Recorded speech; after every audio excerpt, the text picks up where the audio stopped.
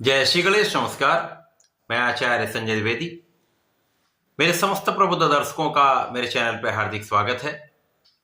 प्रिय दर्शकों, आज मैं वृषभ राशि का मार्च माह का मासिक राशिफल लेकर आपके सम्मुख उपस्थित हूं।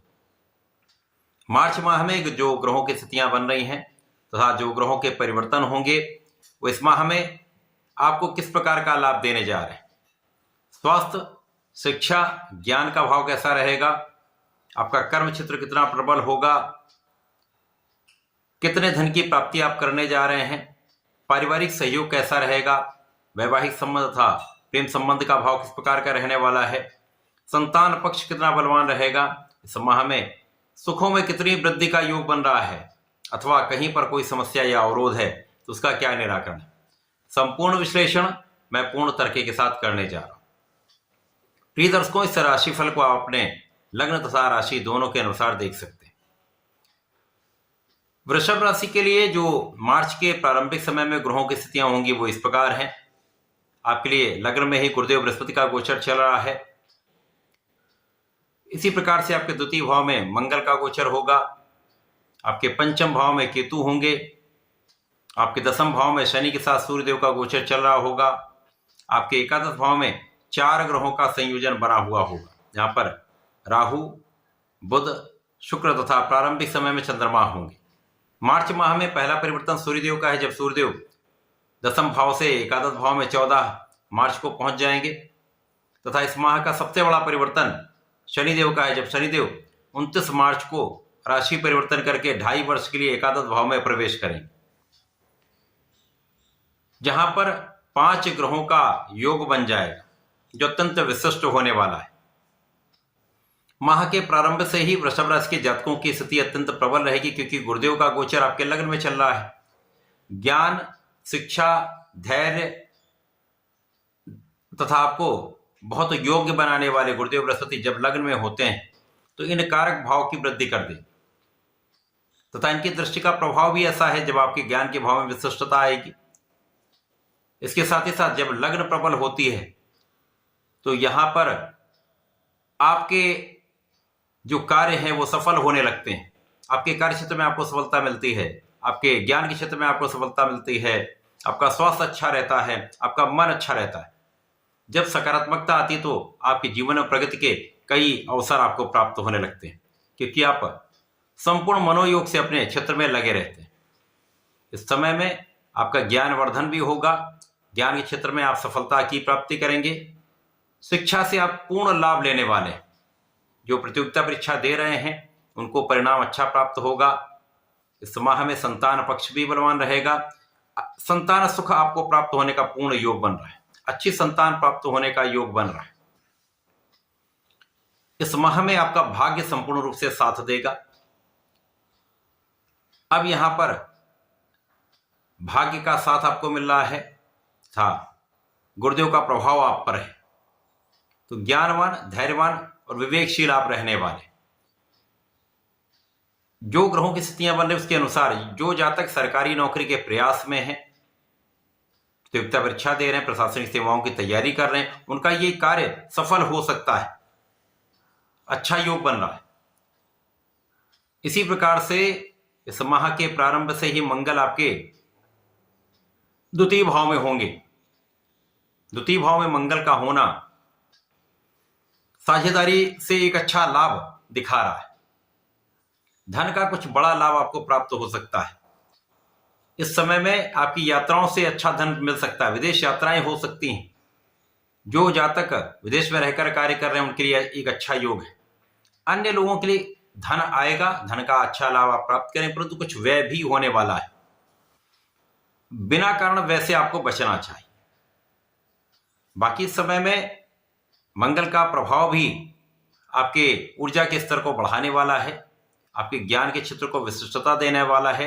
जो लोग टेक्निकल क्षेत्र में हैं उनके लिए बड़ा अवसर है, बड़ा लाभ आपको प्राप्त हो रहा है। इस समय में आपकी स्वास्थ्य समस्याएं कम होंगी, आपके अंदर ऊर्जा का प्रवाह श्रेष्ठ होगा तथा आपको आध्यात्मिक भाव प्रबल हो जाएगा। आप यहां पर कर्मठ रहने वाले, आप संपूर्ण प्रयास करने वाले, पूर्ण परिश्रम करने वाले, शनि और सूर्य का योग आपके 10वें भाव में, तो कार्य क्षेत्र की विशिष्टता आपको प्राप्त होगी, क्योंकि शनिदेव न्याय संगत कार्य कराते हैं, कर्म प्रधान देव है, कर्मों के अनुसार ही फल की प्राप्ति कराते हैं। सूर्यदेव नेतृत्व है। जब इनका योग बनता है तो कुछ मतभेद होता है, परंतु यहां पर सफलता अवश्य प्राप्त होती है। पिता पुत्र का भाव भी है, तो पिता का सहयोग मिलेगा तथा आपको आपके प्रत्येक क्षेत्र में सफलता के अवसर मिले, उच्चाधिकारियों का सहयोग मिलेगा। कुछ लोगों का यहां पर हो सकता है मतभेद आपसे हो, परंतु अंततः सफलता की प्राप्ति अवश्य हो। लोगों का सहयोग मिलेगा। जो लोग राजनीति में हैं उनके लिए बड़े अवसर हैं, जब जनता का संपूर्ण सहयोग आपको प्राप्त होगा तो आपके यश में वृद्धि हो जाए, आपके कार्यक्षेत्र में आपको सफलता मिलेगी, कार्यक्षेत्र का विस्तार हो जाएगा। इस पूरे समय में चतुर्ग्रही योग आपके एकादश भाव में होगा प्रारंभिक समय में, उसके पश्चात चंद्रमा का परिवर्तन हो जाएगा, त्रिग्रही योग रहेगा, जिसका संपूर्ण प्रभाव आपके पंचम पर है। निश्चित रूप से इस समय ज्ञान, शिक्षा तथा संतान से आपको विशिष्ट लाभ प्राप्त होंगे। आपकी मनोकामना यहां पर पूर्ण हो सकती है, परंतु राहु का भी प्रभाव होगा, तो यहां पर प्रेम संबंधों के क्षेत्र में आपको बहुत सावधान रहना चाहिए, क्योंकि शुक्र और राहु का योग है, शुक्र और बुध का योग है। यद्यपि यहां पर गुरु का भी प्रभाव, परंतु भटकाव से आपको बचना ही चाहिए।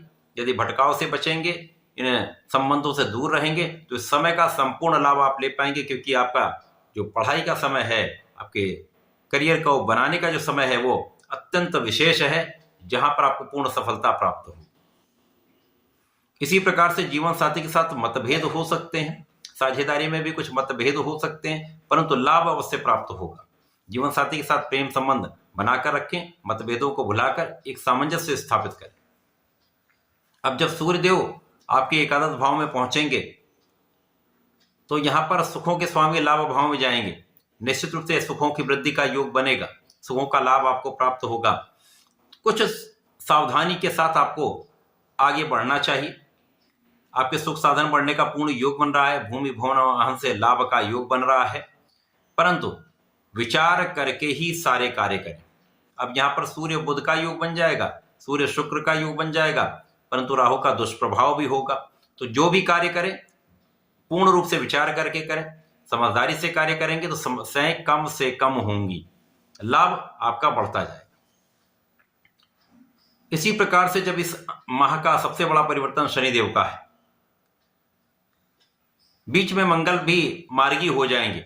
मंगल मार्गी हो जाएंगे तो ये 4 नंबर कर्क राशि को गमन करना प्रारंभ कर लेंगे, तो इस भाव की प्रबलता प्राप्त होगी। साथ में आपका परिश्रम अत्यंत श्रेष्ठ हो जाए, लोगों का सहयोग मिलेगा, परिवार का सहयोग मिलेगा, भाई बहनों का सहयोग मिलेगा। जब शनिदेव एकादश भाव में पहुंचेंगे तो वृषभ राशि के लिए वैसे भी शनिदेव अत्यंत कारक हैं, आपके लिए भाग्य और कर्म के स्वामी होकर लाभ भाव में जाएंगे। तो ये विशिष्ट कॉम्बिनेशन बन रहा है, अत्यंत विशेष है। प्रारंभिक समय में कुछ उथल पुथल की स्थिति हो सकती है, इसका विस्तृत वीडियो मैं देने वाला हूं, परंतु जब शनिदेव यहां पर 2.5 वर्ष रहेंगे तो निश्चित रूप से आपके भाग्य को बदल देंगे, आपके जीवन के मार्ग को प्रशस्त कर देंगे। तो 2.5 वर्ष आपके लिए अत्यंत श्रेष्ठ रहने वाले। तो ये माह आपके लिए विशेष है, कुछ बड़े परिवर्तन कराने वाला है और बड़े लाभ भी देने वाला है। सावधानियां भी अत्यंत आवश्यक है, यहां पर आपको ध्यान देना चाहिए। इस पूरे माह में आपको नियमित रूप से भगवान भोलेनाथ पर जलार्चन करना चाहिए, सूर्यदेव को जल देना चाहिए, ओम गणी सूर्याय नमः का 27 बार जप करना चाहिए तथा प्रत्येक शुक्रवार को भगवान भोलेनाथ पर जलार्चन करें, दही से अभिषेक करें तथा चंदन के सुगंधि का अर्पण करें। विशेष लाभ आपको प्राप्त होगा, धन संपदा ऐश्वर्य वैभव समस्त सुख आपको प्राप्त होंगे। तो ऐसा करके इसका लाभ लें। धन्यवाद, नमस्कार।